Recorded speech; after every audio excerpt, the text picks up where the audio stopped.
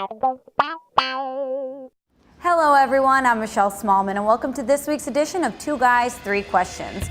Joining me this week, Super Bowl champion and member of the Fast Lane, DeMarco Farr, and our 101 ESPN Cardinals insider and co-host of Stolly and Rammer, Brian Stahl. Thanks so much for your time, guys. Let's get things started. All right, first question. After nearly 13 years, the Anaheim Angels fired their hitting coach, Mickey Hatcher. Their $250 million man, Albert Pujols, is off to the worst start of his career and was upset with comments Hatcher had made to the media about a closed-door hitters meeting. What do you guys think? Is this just an example of you cross Albert Pujols and you're gone? Sully, we'll start with you. No, I don't think it's that extreme, but this certainly didn't help the fact that Albert has had his struggles this year.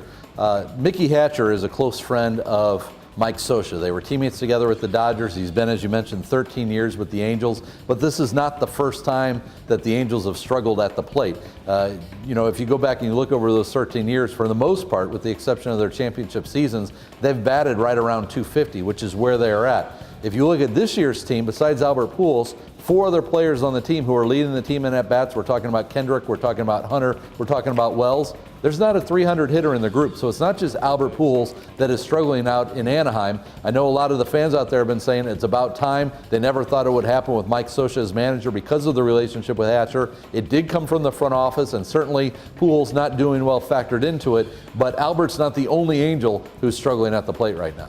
All right, thanks, Stolly. DeMarco, what do you think?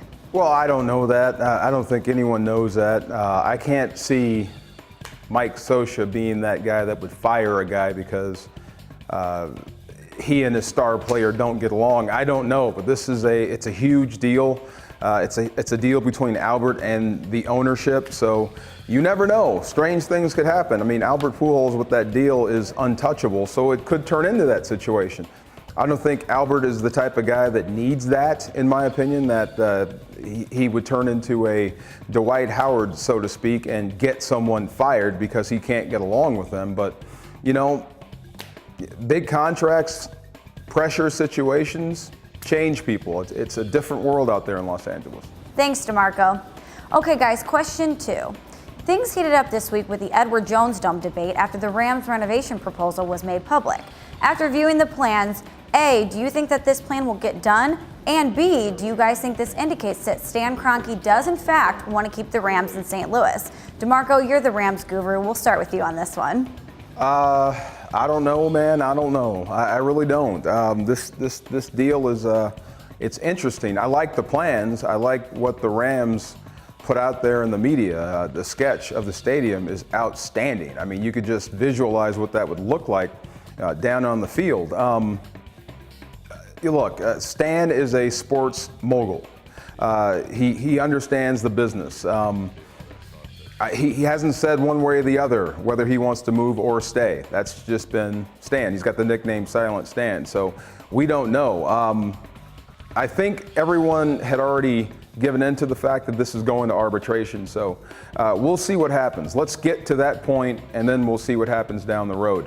All I'm concerned with right now is if the Rams can keep a 3rd and 3, and not go to a 3rd and 8 because of a false start. That should concern you right now. Thanks, DeMarco. Stolly, what are your thoughts on the Rams renovation proposal? No, I do actually. I know $700 million is a lot of money, and that's a lot more than the $124 million proposal from the CVC. But this is a negotiation. It is a business process. So the CVC gave you the low end of the deal. The Rams gave the high end of the deal, and now the deal is to try and find a way to work down towards some sort of common middle ground, whether that be the arbitrator settling on something or if the two sides can work it out. I think it's important to note that, one, the Rams never said in their proposal how it would be financed, which to me could also be interpreted that Kroenke would be open to, paying for a lot of that out of his own pocket. We'll have to see how that turns out. Again, this is a process. The other thing to note is what the Rams asked for wasn't a Jerry Jones-esque sort of stadium like what we've seen down in Dallas. What they asked for was a Super Bowl caliber facility. And actually part of that, speaking with some people, is they would like to get the Super Bowl here in St. Louis. So I think that's actually kind of exciting and reasonable. How it gets paid for, that's a whole nother question, and just how reasonable it is to tear at that whole east wall of the Edward Jones Dome and reroute North Broadway. I'm not sure how that'll work, but again, we're looking at a process that really could take a couple of years, and this is still in the very early stages. So So this to me still is an indication that a negotiation can be done. It wasn't a, ooh, I'm asking for everything. If I don't get it, I'm out of here. So in some ways it was positive. Thanks, Stolly.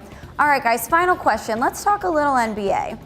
LeBron James and the Miami Heat are once again in the postseason spotlight, but this time without Chris Bosh. What do you guys think? Will Bosh's absence crush the confidence meter for Bron and James? Do you think that they can handle the pressure and beat the Pacers in this series? Stolly, I know you love the NBA. Let's start with you. I have no idea what kind of postseason you're talking about. The postseason I've been watching has the Los Angeles Kings continuing to win. Dustin Brown with the big goal on Mike Smith the other night. I mean, LA is still yet to lose on the road. They're playing some phenomenal hockey. So this round ball that you speak of on hardwoods is a foreign tongue to me. Maybe Dee knows more about it. I don't know. Okay, thanks, Stolly. Well, DeMarco, he says you know it. Why don't you drop some NBA knowledge on us? Well, first, let me ask a question. If you're Eric Spoelstra and you've got one shot left, why would you draw up LeBron James as a decoy? Don't get it.